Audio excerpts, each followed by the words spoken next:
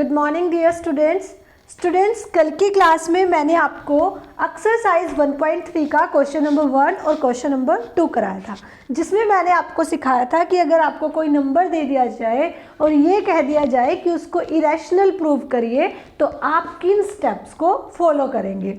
आज इसी एक्सरसाइज का लास्ट क्वेश्चन है फ्रेंड, क्वेश्चन नंबर 3, जिसमें आपको कुछ नंबर दे दिए गए हैं। 3 पार्ट है इस क्वेश्चन के और आपको इनको क्या प्रूव करना है, इरेशनल प्रूव करना है। तो देखिए, जैसे हमने कल सीखा था बिल्कुल उन्हीं स्टेप्स को फॉलो करते हुए हम इसको करेंगे। अगर आपने वो वीडियो नहीं देखी है तो पहले जाकर वो वीडियो देख लीजिए, मैं लिंक जो है वो डिस्क्रिप्शन में आपको प्रोवाइड करा दूंगी। ठीक है फ्रेंड्स, तो चलिए बिना किसी डिले के हम सीधा वीडियो शुरू करते हैं। और अगर आपको मेरा पढ़ाने का तरीका अच्छा लगता है तो फ्रेंड्स वीडियो को लाइक जरूर कर देना। देखिए फर्स्ट पार्ट क्या है, पहले स्टेटमेंट पढ़ते हैं कि prove that the following are irrationals. जो आपको ये नंबर दिए गए हैं ये क्या है, इरेशनल, आपको ये प्रूव करना है। तो सबसे पहले हम फर्स्ट पार्ट का सॉल्यूशन देखेंगे फ्रेंड्स। मैंने आपको क्या बताया था कि जब आपको इरेशनल प्रूव करना है तो आप उस नंबर को उसका अपोजिट लेके चलोगे। यानी क्या लेके चलोगे कि ये जो नंबर है ना ये कैसा है, रैशनल है। रैशनल लेके चलेंगे, उसको रैशनल प्रूव करने की कोशिश करेंगे। अगर कॉन्ट्राडिक्शन आ जाती है तो हम क्या कह देंगे कि ये इरेशनल है। कैसे कहेंगे चलिए देखते हैं। हम लेट करेंगे 1/√2 जो है वो क्या है, इज अ रैशनल नंबर। कैसा नंबर है, रैशनल नंबर है। अब फ्रेंड्स फिर से वही बात कि अगर 1/√2 एक रैशनल नंबर है तो हम इसको क्या लिख सकते हैं, 1/√2 किसकी फॉर्म में लिखा जाएगा, a/b की फॉर्म में, जहां पर जो a एंड b है वो क्या है, कोप्राइम नंबर है। कोप्राइम नंबर्स क्या होते हैं फ्रेंड्स, जो किसी एक सेम टेबल में नहीं आते। ठीक है, और जो b है वो कभी भी क्या नहीं हो सकता, 0 नहीं हो सकता, क्योंकि रैशनल नंबर की जो डेफिनेशन है वो यही कहती है कि p/q की फॉर्म में तो लिखे जा सकते हैं लेकिन q कभी भी क्या नहीं होना चाहिए, 0 नहीं होना चाहिए। चलिए आगे करते हैं। अब देखिए आप यहाँ से क्या करोगे, आप सबको पता है जब नीचे √2 रूट में कोई वैल्यू आ जाती है तो हम उस क्वेश्चन में क्या कर देते हैं फ्रेंड्स, रैशनलाइजेशन कर देते हैं। तो अगर आप यहाँ पे रैशनलाइजेशन करोगे तो रैशनलाइजेशन का मीनिंग क्या होता है कि जो नीचे है, जैसे ये √2 है, इसी से ऊपर भी मल्टीप्लाई और नीचे भी, यानी कि इसी से मल्टीप्लाई और इसी से डिवाइड कर दिया हमने। ठीक है, इसको बोलते हैं रैशनलाइजेशन। अगर यहाँ प्लस में कुछ होता तो साइन चेंज होके हो जाता, यानी कि मान लीजिए यहाँ पर ये होता 1/√2 + 1, तो रैशनलाइजेशन कैसे हो जाती, √2 - 1/√2 - 1, यानी हम साइन चेंज करके उसी से मल्टीप्लाई और उसी से डिवाइड कर देते। ठीक है, और यहाँ पे कोई कुछ नहीं है साथ में, तो सीधा हमने इसी नंबर से मल्टीप्लाई और इसी नंबर से क्या कर दिया, डिवाइड कर दिया। जो इक्वल में a/b है इसको हम ऐसे के ऐसा रखेंगे। अब देखिए फ्रेंड्स, ऊपर तो √2 की 1 से मल्टीप्लाई की तो √2 आ गया, और नीचे √2 की √2 से मल्टीप्लाई करोगे तो क्या हो जाएगा, √2 का स्क्वायर हो जाएगा। इसका मतलब स्क्वायर से रूट कैंसिल हुआ और यहाँ क्या बन गया, 2 बन गया। और साइड में साइड बाय साइड क्या रह गया फ्रेंड्स, √2/2 = a/b। इसका मतलब अगर मैं यहाँ से स्टेप आगे लेके जाऊँ और √2 की वैल्यू निकालूँ तो ये जो नीचे 2 है फ्रेंड्स ये ऊपर किस में चला जाएगा, यहाँ डिवाइड में है तो वहाँ मल्टीप्लाई में चला जाएगा और मेरे पास आएगा √2 = 2a/b। अब देखिए जो ये a और b है ये तो कोई ना कोई इंटीजर है ना, हम मान के चले थे ना कोई कोप्राइम नंबर है। अब मैं मान लेती हूँ कि a की वैल्यू 3 है और b की वैल्यू 5 है।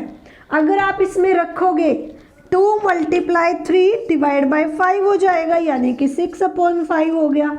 तो ये कैसा नंबर आया, एक रैशनल नंबर आया ना। इसका मतलब अगर ये इंटीजर है ना a और b कोई नंबर है तो ये वैल्यू कैसी होगी, रैशनल होगी। और अगर ये रैशनल है इसका मतलब √2 इसके इक्वल है, तो √2 भी कैसा हो गया, रैशनल हो गया। हम इस बात को लिख लेते हैं, सिंस 2a/b इज रैशनल, कैसा है ये, रैशनल है, सो इसीलिए √2 इज ऑल्सो रैशनल। बट हमें तो पता है, देखिए अब प्रूव करके दिखाने की जरूरत नहीं है √2 को। क्यों नहीं है, क्योंकि हमें 1/√2 को प्रूव करना है, √2 को थोड़ा ही ना करना है। हमें पता है कि √2 कैसा है, इरेशनल नंबर है। तो हम क्या लिख देंगे कि क्योंकि 2a/b रैशनल है, इसका मतलब हुआ कि √2 भी रैशनल है। बट दिस इज कॉन्ट्राडिक्ट, क्या है ये, बट दिस इज कॉन्ट्राडिक्ट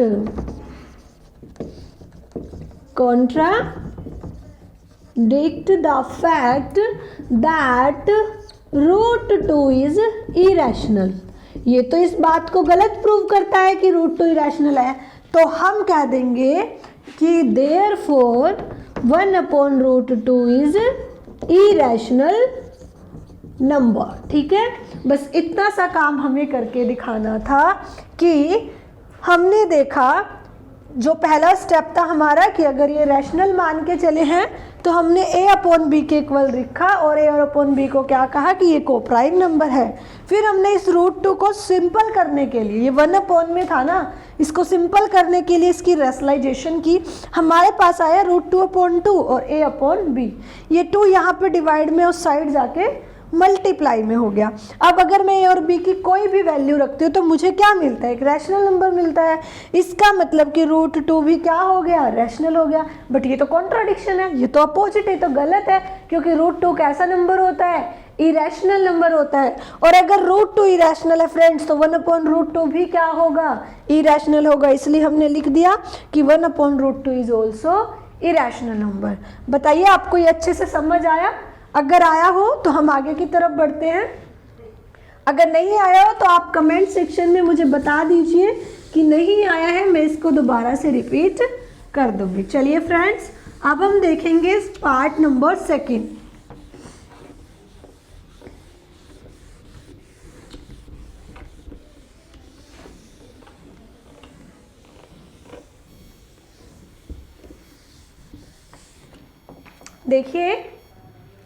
देखिए पार्ट नंबर 2 क्या है, 7√5। आपको प्रूव करना है कि ये कैसा नंबर है, इरेशनल नंबर है। कैसे करेंगे फ्रेंड्स, देखिए यहाँ पर सॉल्यूशन देखते हैं सेकंड पार्ट का हम। 7√5, सबसे पहला स्टेप क्या था आपको याद होगा कि हम लेट करके चलेंगे, जो 7√5 है वो कैसा नंबर है, रैशनल नंबर है। उसका अपोजिट लेके चलेंगे, उसका कॉन्ट्राडिक्ट लेके चलेंगे। ठीक है, तो हम कहेंगे let 7√5 is a rational number. कैसा नंबर है, रैशनल नंबर है। और क्या माना है हमने, अगर ये रैशनल नंबर है तो विच इम्प्लाइड 7√5 किसके इक्वल हो जाएगा, a/b के। क्यों, क्योंकि रैशनल नंबर तो p/q के फॉर्म में, या p/q भी लिख सकते हो, जो आपका मन करे। ठीक है, जहां पे a और b कैसे नंबर है, a एंड b आर को प्राइम बोल दो, अब इनको इंटीजर्स बोल दो कि कोई भी इंटीजर है। ठीक है, को prime numbers and b is not equal to 0। या आप सीधा लिख दो a and b are integer, कि भाई वो कोई भी इंटीजर है जो p/q की फॉर्म में लिखे हुए हैं। अब हम क्या कहेंगे फिर नेक्स्ट स्टेप में कि हमें ये 7 यहाँ नहीं चाहिए, सिर्फ ये रूट वाली टर्म चाहिए। तो इस 7 को उधर लेके जाएंगे, ये मल्टीप्लाई में उधर जाके किस में हो जाएगा, डिवाइड में हो जाएगा। तो क्या होगा यहाँ पे, √5 इज इक्वल टू a/7b। अब देखिए फ्रेंड्स, अगर a और b कोई इंटीजर है और मैं a और b की कोई वैल्यू रखूँ फिर सॉल्व करूँ तो हमारे पास क्या आएगा, एक रैशनल नंबर आएगा। तो हम कहेंगे if we will put a and b, नहीं सीधा बोल देती हूँ मैं, ऐसे लिख देते हैं हम, पुट करके नहीं देखते, हम सीधा लिखेंगे सिंस, क्योंकि a and b are integers, so a/7b is a rational number.